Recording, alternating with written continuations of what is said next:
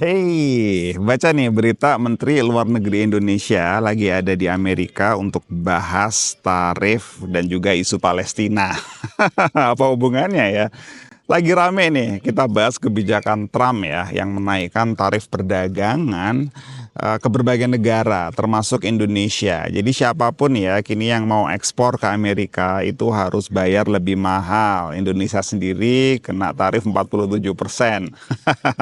Tapi bukan cuma Indonesia aja sih yang dibikin kalang kabut. Saya rasa semua negara juga dibikin puyeng nih dengan kebijakan Trump yang agak sedikit nggak waras ini. Ya walaupun sebetulnya nggak ada yang baru sih dari strategi Trump ini. Dia sedang menerapkan yang namanya strategi negosiasi koersif atau coercive negotiation strategy, yaitu dengan melakukan upaya menekan, mengancam, bahkan memanipulasi data untuk memaksakan kepentingannya sendiri dalam negosiasi. Dalam bukunya Art of the Deal yang ditulis oleh Trump sendiri, ia menjelaskan bagaimana strategi negosiasi koersif ini bisa dilakukan. Ada praktek yang namanya 3B nih, bullying, bluffing, dan bending the fact. Ya, membuli, menggertak, dan omong besar, serta manipulasi data untuk menekan pihak lain. Makanya coba deh perhatikan laporan resmi dari Amerika yang terkait dengan perdagangan di Indonesia.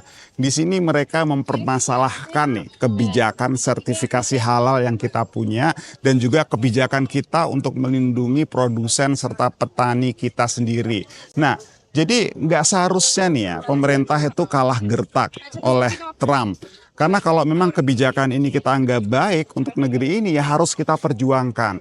Ada yang menduga nih kebijakan ngawur yang dibuat Trump ini sebenarnya cuma dijadikan sebagai bargaining chip mereka untuk kepentingan lain. Seperti misalnya mengusir warga Palestina dari rumahnya atau sekedar ingin menjual minyak-minyak mereka itu ke Indonesia.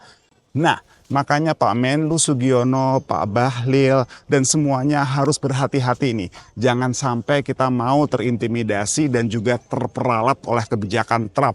Ingat kata Pak Prabowo sendiri, waspada dengan kepentingan asing yang ingin mengacak-acak Indonesia. Nah, kita harus hati-hati banget nih. Nah, kita semua warga Indonesia tuh pasti mendukung kok apapun kebijakan pemerintah sepanjang itu untuk kebaikan bangsa ini, sepanjang untuk merah putih, kita pasti akan selalu mendukung. Jadi jangan sampai kita mau diperalat atau digertak oleh negara lain.